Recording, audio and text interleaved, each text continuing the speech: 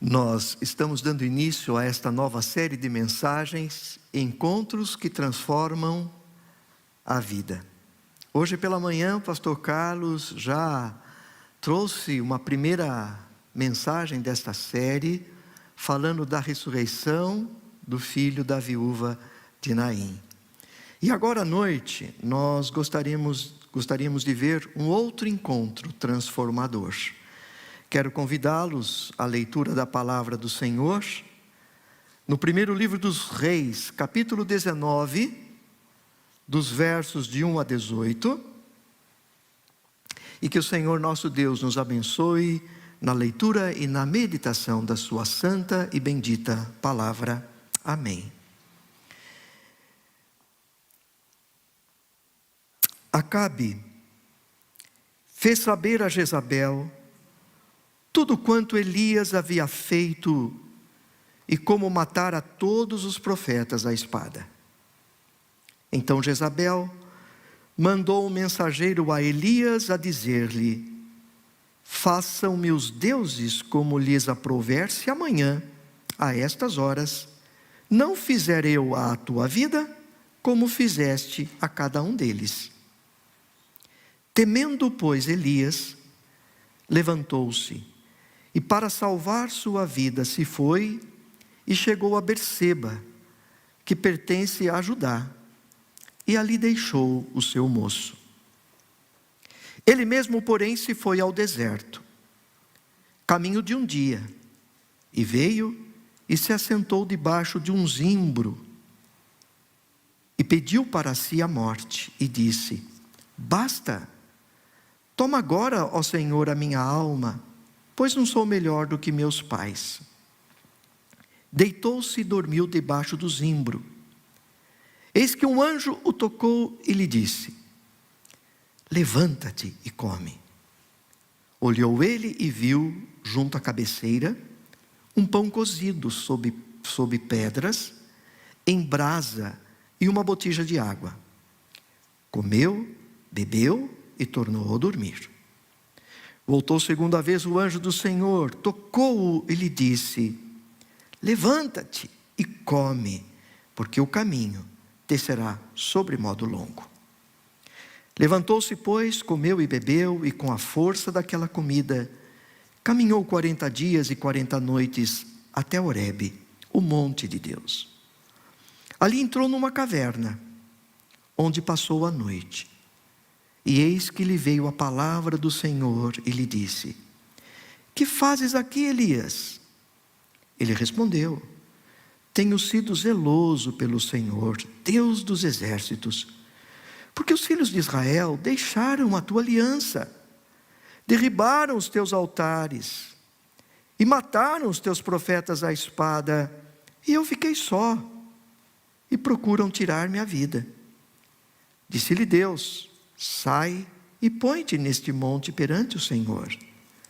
Eis que passava o Senhor, e um grande e forte vento fendia os montes e despedaçava as penhas diante do Senhor, porém o Senhor não estava no vento. Depois do vento, um terremoto, mas o Senhor não estava no terremoto. Depois do terremoto, um fogo, mas o Senhor não estava no fogo. E depois do fogo, um cicio tranquilo e suave. Ouvindo-o Elias, envolveu o rosto no seu manto, e saindo, pôs-se à entrada da caverna. Eis que lhe veio uma voz e lhe disse: que fazes aqui, Elias? Ele respondeu: tenho sido em extremo zeloso pelo Senhor, Deus dos exércitos, porque os filhos de Israel deixaram a tua aliança, derribaram os teus altares e mataram os teus profetas à espada, e eu fiquei só, e procuram tirar-me a vida. Disse-lhe o Senhor: vai, volta o teu caminho para o deserto de Damasco, e em chegando lá, unge a Azael, rei sobre a Síria, a Jeú, filho de Ninsi, ungirás rei sobre Israel.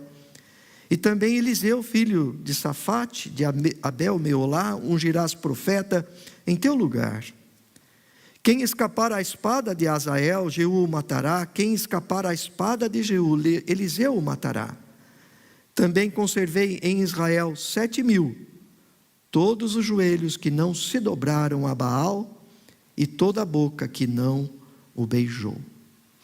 Queridos irmãos e irmãs, a história do profeta Elias é contada em apenas 6 capítulos da Bíblia. Contudo, a influência e a importância deste profeta vão muito além do que essa meia dúzia de capítulos. Só para vocês terem uma ideia, Elias é citado 29 vezes no Novo Testamento. Ele é um dos personagens do Antigo Testamento mais citado no Novo Testamento.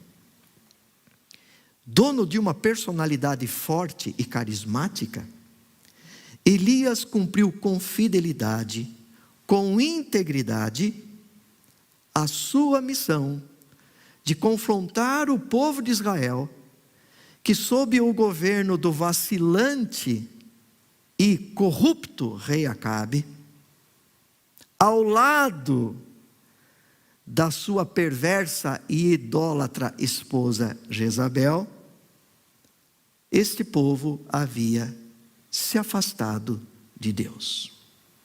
Aquilo que nós chamamos de apostasia. Vejam, Elias teve pela frente um ministério muito difícil.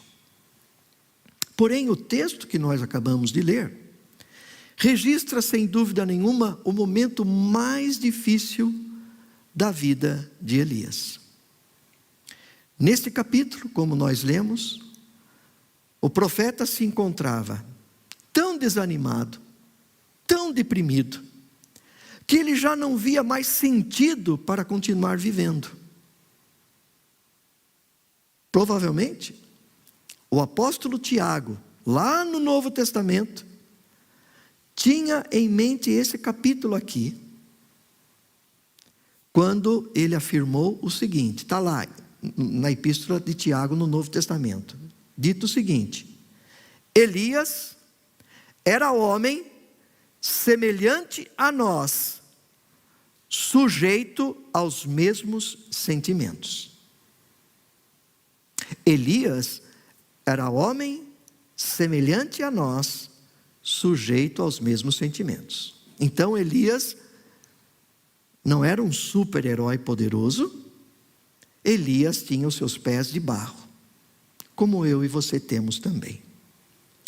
É este homem, semelhante a nós, que tem um encontro terapêutico, restaurador e transformador com Deus. Não numa cabana. Ele não encontrou Deus numa cabana.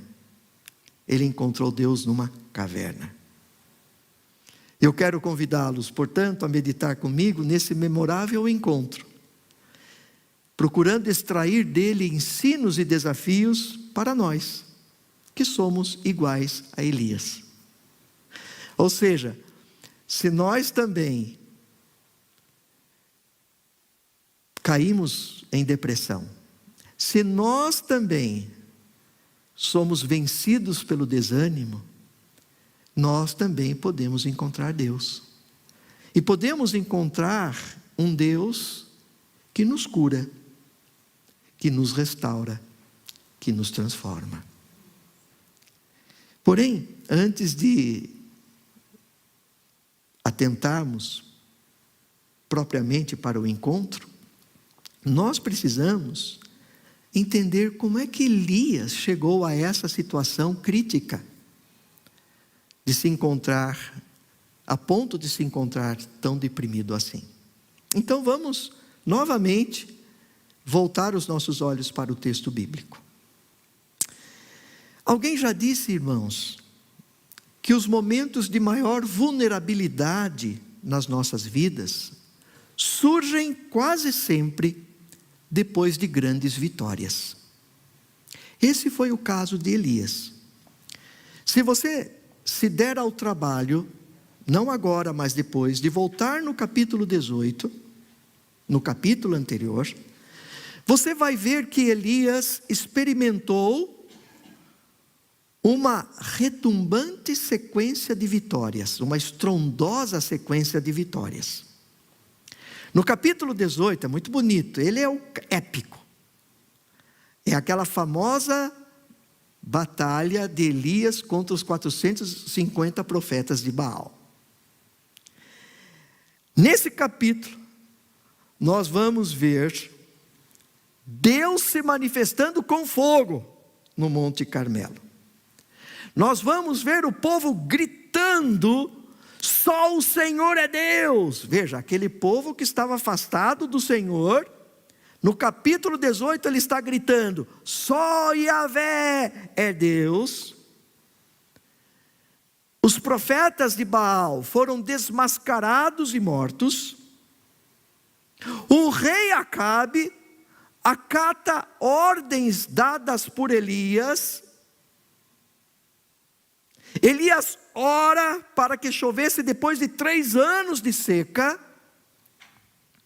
E por fim, animado pelo Espírito do Senhor que estava na vida dele, ele corre adiante do carro de Acabe, da carruagem de Acabe, 25 quilômetros, é um serelepe. Ele vai adiante, ele está efusivo. É um épico capítulo 18. Só que de repente você vai para o capítulo 19. E aí é o que nós acabamos de ler agora. A pergunta que a gente faz geralmente é: o que mudou de um capítulo para o outro? Melhor, o que não mudou? Sabe o que não havia mudado? A atitude da rainha idólatra, Jezabel. Logo após ouvir o relato do seu marido, o rei Acabe, que chegou, nós lemos isso no texto, que chega para ela e relata a Jezabel tudo o que havia acontecido com os 450 profetas de Baal. Jezabel não se intimidou nem um pouco com o relato do marido. Ele não foi tão convincente. Ela era mesmo dominadora. A gente costuma brincar, né, que naquela relação ela fazia do marido gato sapato.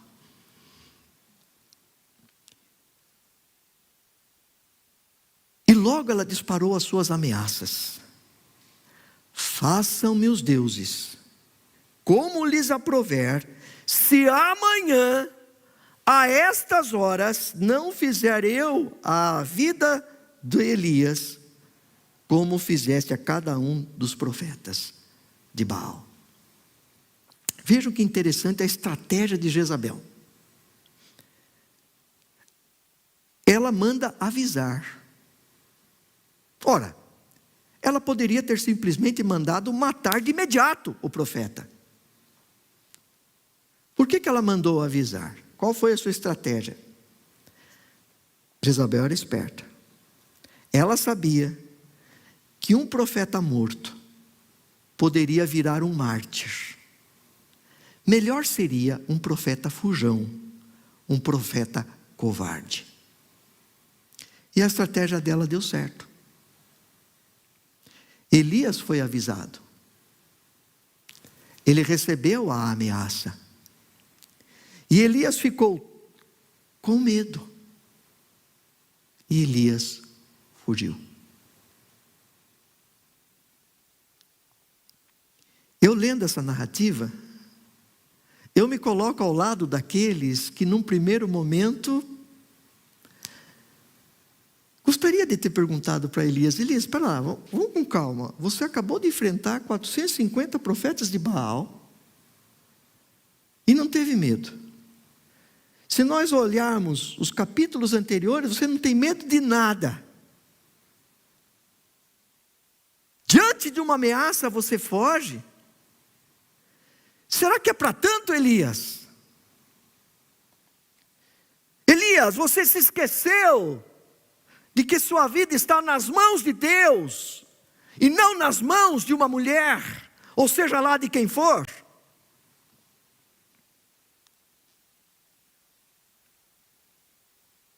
Por outro lado,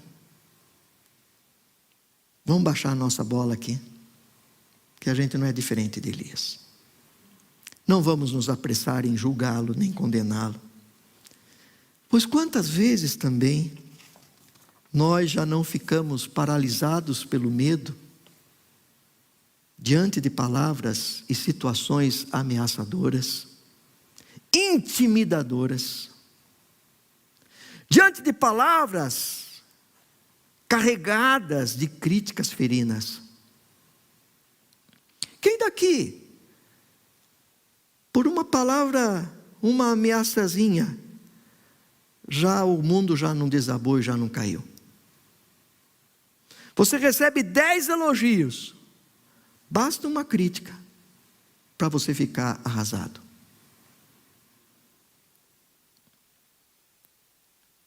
Eu sou assim. Então, calma. Ameaça não é fácil. Em sua fuga, Elias caminha sozinho. Ele deixa o companheiro dele, o moço, o ajudante dele. O ajudante dele o acompanha até um determinado ponto, nessa sua fuga. E depois, ele não quer nem mais a companhia do seu ajudante. E ele sozinho empreende uma caminhada de um dia inteiro no deserto. Já imaginou? Sob um sol implacável, sem água e sem comida, entrou no deserto. As coisas já não estavam bem. Fisicamente exausto e faminto, não demorou muito para que sentimentos de frustração, fracasso, decepção, desânimo, angústia e autopiedade se apoderassem de Elias, levando-o a suplicar: basta, chega, toma agora, ó Senhor, a minha alma, pois não sou melhor do que os meus antepassados, do que os meus pais.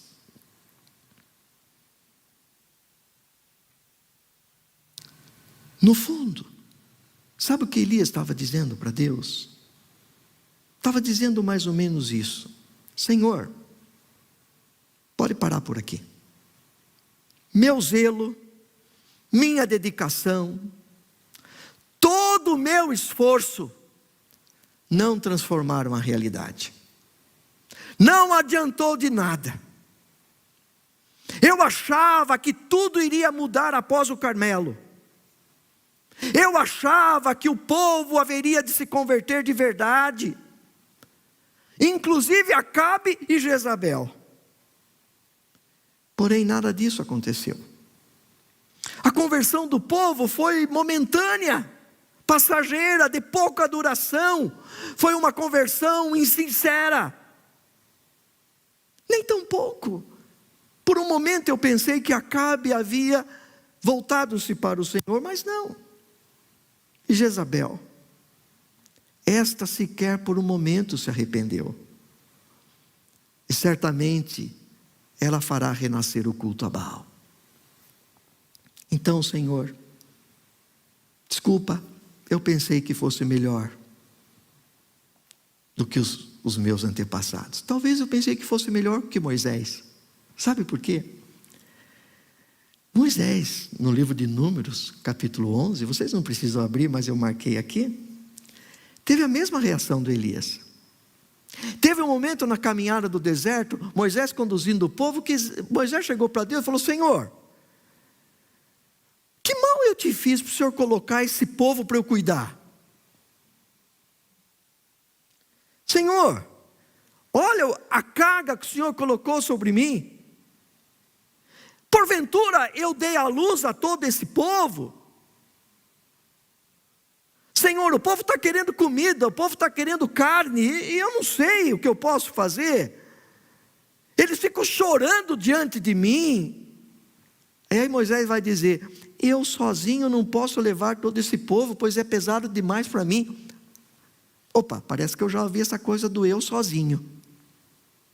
Vocês leram aqui no capítulo 19 alguém falando que está sozinho? Eu acho que no fundo, Elias por algum momento, depois do Carmelo, falou assim, puxa cara, eu acho que eu fui melhor do que o Moisés. Olha esse povo aqui convertido. Moisés não conseguiu. E lá depois, o Moisés fala assim para Deus, se assim me tratas, mata-me de uma vez, eu te peço.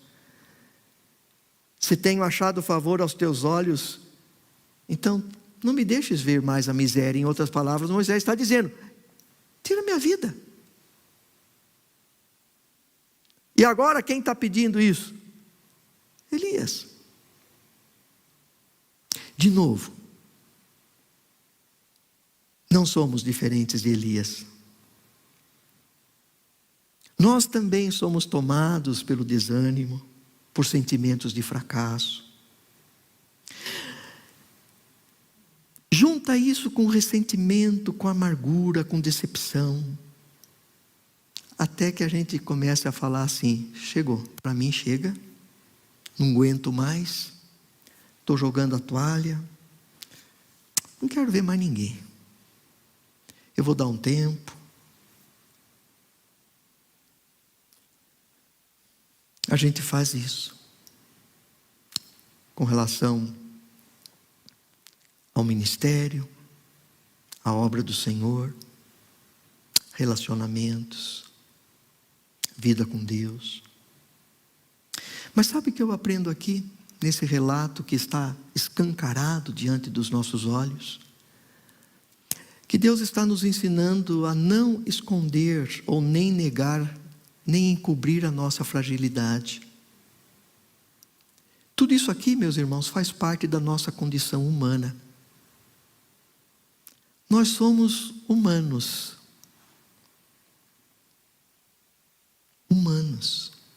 Então, a Bíblia trata destas coisas e mostra, olha aí, olha você aí. Então aqui nós pudemos, panoramicamente, entender um pouquinho por que Elias chegou nesse ponto. Agora, tem a segunda parte, que é a parte mais consoladora da narrativa. É aquela parte que fala muito ao nosso coração, que nos consola. Em primeiro lugar, é saber que em nenhum momento da crise de Elias, Deus o abandonou. Ao contrário, em todo o tempo Deus cuidou de Elias e o chama pelo nome. Como é que Deus fez isso? E agora aqui eu quero elencar alguns passos, sucintamente, para a gente trazer para a nossa vida. Eu quero tentar ser o mais prático possível. Em primeiro lugar, Deus enviou um anjo. Elias havia dispensado seu companheiro, que poderia lhe servir de anjo. Mas ele tirou, ele ficou sozinho, ele quis a solidão. E às vezes, nesses momentos de desânimo, da gente estar deprimido, a gente realmente não quer ter muita gente por perto. Ou ninguém. Eu prefiro ficar só. Ou eu quero ficar só. Mas não, Deus sabe que Elias precisa de um anjo. E ali no caso de Elias, era um anjo mesmo.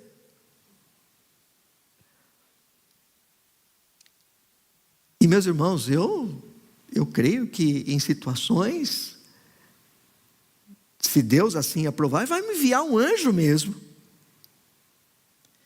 Mas em outras circunstâncias, Ele vai enviar anjos de carne e osso, para nos ajudar e nos abençoar. Por isso, a primeira lição é, nas crises esteja atento aos anjos enviados por Deus. Amigos, irmãos na fé, médicos, indicados, por acaso, por alguém, e eu poderia contar uma experiência aqui de coisas extraordinárias que Deus faz. Se a minha esposa Isabel estiver me ouvindo, eu vou tomar a liberdade de contar. Ela contou recentemente para um grupo nosso de amigos. Isabel, minha esposa, estava com um problema sério na mão. E ela tinha ido com um ortopedista, especialista de mão. Mas ela não sentiu segurança. Eu vou encurtar bem a história. Ele pediu uma série de raio-x e tal, mas ela não sentiu segurança. E nós estávamos indo comprar um presente para alguém que ia se casar o ano passado. E nós entramos numa loja que nós não costumamos entrar. Foge um pouco aos nossos padrões. Mas entramos. Simplesmente, quem atendeu a minha esposa foi a dona da loja, que tem uma rede de lojas aqui em São Paulo. E do nada, irmãos, acreditem, ela começou a conversar com a Isabel, assim, e ofereceu um cafezinho para a Isabel, para mim. Estávamos ali, e de repente ela falou para a Isabel: você acredita que até pouco tempo atrás, essa minha mão está aqui, ela passou por uma cirurgia? A Isabel, como? Olha como... E ela contou a história para a Isabel. A Isabel contou a história para ela. Ela falou assim: olha, tem esse médico. É professor. Procura este médico. Isabel procurou. Foi. Nada daquilo que haviam pedido. Outro procedimento. Um anjo. Isabel estava muito triste e preocupada com a sua mão. Psicólogos, psiquiatras, para nos ajudar nesses momentos. E aqui, como nós cremos que Deus é que nos capacita, então nós não temos nenhum problema quando pessoas estão enfrentando depressão. Eu não tenho nenhum problema de encaminhar para um psicólogo, para um psiquiatra. Assim como muitas vezes já aconteceu o contrário, de psicólogos encaminharem: ó, pastor, estou encaminhando uma pessoa para o senhor aí orar por ela, conversar sobre Deus com ela. É assim que Deus age. Em segundo lugar, nós vamos ver Deus suprindo as necessidades físicas do Elias, básicas, que eu e você temos que tê-las supridas também. Qual seja? Comida e descanso. O anjo não chega para Elias passando nele uma compostura dizendo assim: arrependa-se, Elias. Como você se atreve a perder a esperança em Deus? Não. Vejam como o anjo, ele toca em Elias, ele não sacode, mas ele toca em Elias de maneira gentil. Como ele prepara um pão gostoso. Imagina no deserto, Elias já havia experimentado ser sustentado por corvos. Agora no deserto ele é sustentado por um anjo, que traz um pão gostoso, água fresquinha. Elias está exausto, está esgotado, ele precisa dormir. E o anjo deixa ele dormir. Dorme quanto tempo se precisar. E depois ele ainda alimenta-o novamente. E ele vai dizer: olha, come agora, porque você vai ter uma longa jornada pela frente. Sabe, queridos, eu penso exatamente que é isso que nos falta tantas e tantas vezes. Como Jesus era prático. Quando ele curou e ressuscitou a filha de Jairo, ele falou assim: agora dê uma comida para ela, dá de comer. Complementa a cura, a restauração. E muitas vezes a gente se esquece dessa nossa dimensão da humanidade. Que Deus não se esquece, Mas nós nos esquecemos. Então vocês vejam o modo como Deus está tratando o Elias. E essa é a lição principal para a gente. Que nós nunca estamos sós nos momentos de crise. Que Deus está conosco no centro das nossas crises. E Ele cuida de nós. Mas o tratamento divino para ajudar Elias a superar a sua crise não estava concluído. Elias ainda teria que encontrar Deus na caverna. E aí a gente já se encaminha para a parte final da nossa reflexão. É quando ele encontra Deus numa caverna, no Monte Horebe. E olha, nada é por acaso, como o pastor Carlos costuma dizer. Por que no Monte Horebe? Porque no Monte Horebe é o monte de Deus, é aquele monte onde Deus se revela a Moisés e revela o seu nome a Moisés. E é naquele monte, Monte Sinai, que Deus sela a aliança com o seu povo no deserto, entrega-lhe as tábuas da lei, os 10 mandamentos. É onde tudo começou. Ou seja, Elias está voltando ao ponto de partida. Nós poderíamos dizer hoje que Elias está voltando ao primeiro amor. É lá onde tudo começou. Que nós precisamos redescobrir o nosso chamado, a nossa vocação.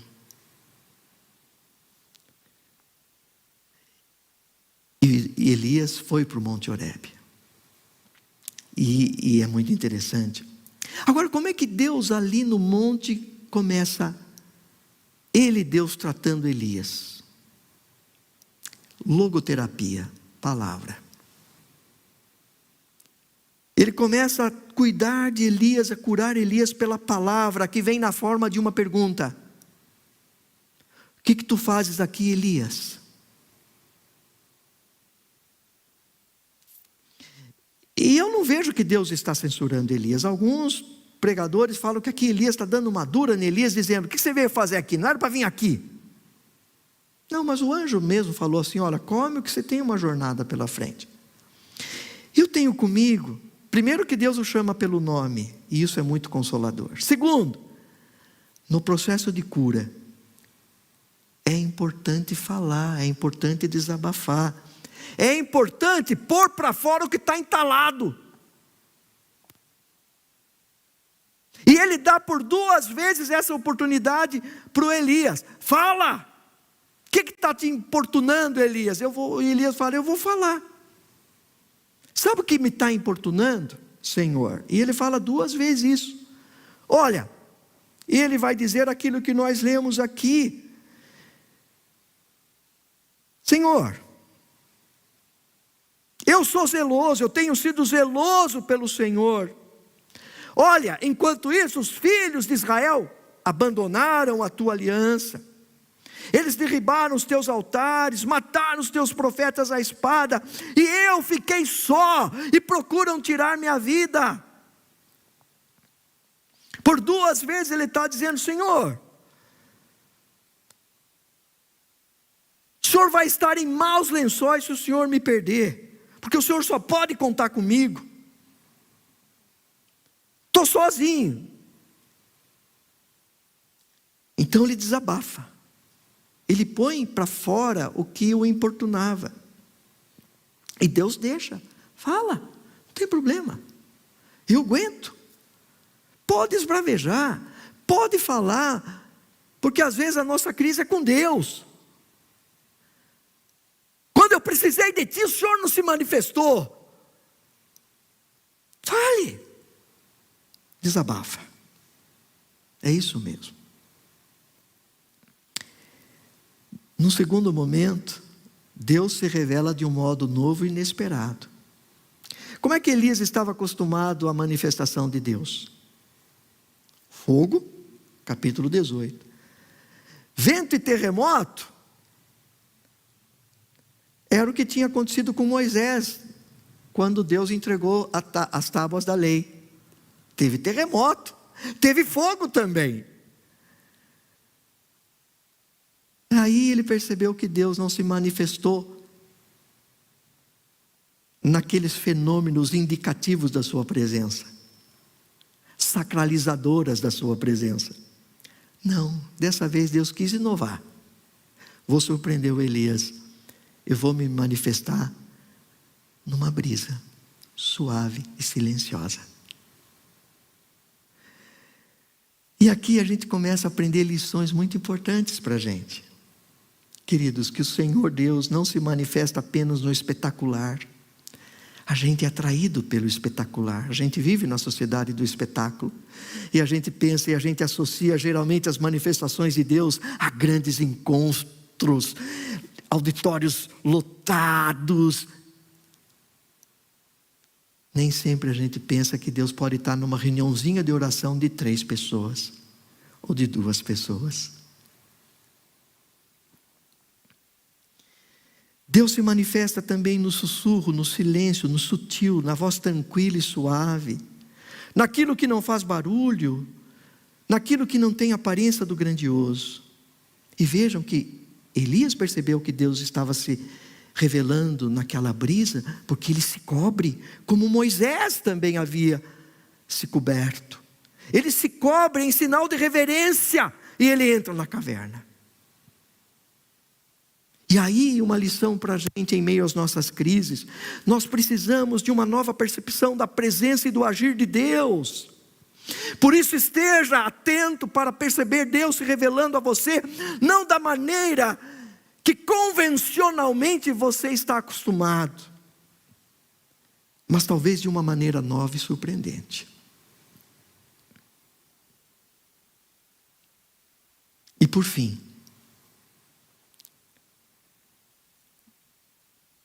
Elias é desafiado a sair da caverna. Deus relembra a Elias que ele é o grande e único Senhor da história, que tem tudo sob o seu comando. Deus apresenta já para ele: olha o que eu já planejei, Elias, está aqui, ó. Em nada eu perdi o comando da história. Não é Jezabel que manda, não é Acabe que manda, não é o Putin que manda, não é o presidente dos Estados Unidos que manda. Está aqui, ó. Olha o que eu já determinei aqui. Por isso Deus fala para o Elias: vai, volta ao teu caminho. É tempo de sair da caverna, de descer o monte. E sabe de uma coisa, Elias? Você chegou aqui para dizer para mim: basta. E eu quero dizer para você o seguinte: continue, até a hora que eu decidir que você deve parar. Não pare antes de eu falar para você a hora que você tem que parar. Volta. Eu continuo contando com você, Elias. Há uma história a ser feita, há um trabalho a ser realizado. E sabe, Elias, volta lá no mesmo cenário do qual você fugiu. Você vai continuar a pregar e você vai interagir com as mesmas pessoas. Agora, deixa eu te falar mais algumas coisas, Elias. Quero que você volte, mas deixa eu te colocar mais algumas coisas. Você não está sozinho. Em primeiro lugar, quero te dizer que tem um substituto já à sua espera. Eliseu. Ele vai te suceder. Elias, aprenda sempre uma coisa comigo: a obra do Senhor sempre continua. O pastor pode sair, o presbítero, seja quem for, a obra do Senhor continua. Os planos de Deus vão se cumprir. E ali Elias está aprendendo que ele não é essencial ao projeto de Deus, por melhor que ele seja. Porque definitivamente ninguém é insubstituível. Elias pensava que o trabalho tinha que ser feito só por ele. mas ele aprendeu que ele era um instrumento entre vários. E que Deus conta com outros cooperadores. E finalmente, Deus diz para Elias: Elias, deixa eu te contar mais uma coisa. Você falou que só tem você que é zeloso. Tem uns 7.000 lá, que não dobraram seus joelhos perante Baal, que não beijaram Baal. Eu tenho lá uma semente santa. Eu tenho. Você não está vendo, porque a sua leitura, ela é limitada. O seu ponto de vista é a vista de um ponto, mas eu tenho muita gente. E tudo isso que eu estou colocando para vocês, irmãos, é Deus falando com a gente também, muitas vezes com os nossos questionamentos, com as nossas brigas que nós temos com Deus. Depois de tudo isso, a crise está superada. Elias volta para enfrentar a realidade que o arrasara, só que agora ele volta curado, renovado e transformado. E ele volta. Ele foi tratado por Deus na caverna. Às vezes também nós vamos parar numa caverna existencial. Não sei por quanto tempo. Ali nós nos achamos deprimidos e amargurados. Ali, através da sua palavra, Deus vem nos dizer: sai da caverna.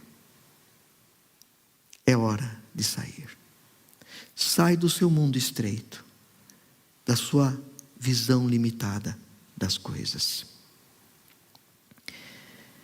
Queridos, a nossa peregrinação espiritual não nos leva para o Monte Horebe, mas para um outro monte, o Calvário, onde a revelação suprema de Deus foi dada, Jesus Cristo, que morreu e ressuscitou. Então, voltando, é aquilo que o escritor de Apocalipse, João, vai dizer aos cristãos da igreja de Éfeso: volta ao primeiro amor, volta para Jesus. Esse mesmo Jesus que diz: vinde a mim, vocês que estão cansados e sobrecarregados, e eu darei descanso para vocês. Se você está se sentindo assim, nesta noite, com tudo que aconteceu na sua vida, estamos vivendo tempos de pandemia, tempos onde muita gente se enfiou na caverna. Deus está dizendo: venham. Jesus está dizendo: venham a mim. Eu vou dar descanso para você. Eu vou reanimá-los. Eu vou encorajá-los. Que nesta noite nós possamos ser consolados por esta palavra, reanimados por ela, revigorados por ela, fortalecidos por ela. Seja qual for a situação que você estiver passando, Deus está cuidando de você. Amém? Que Deus te abençoe.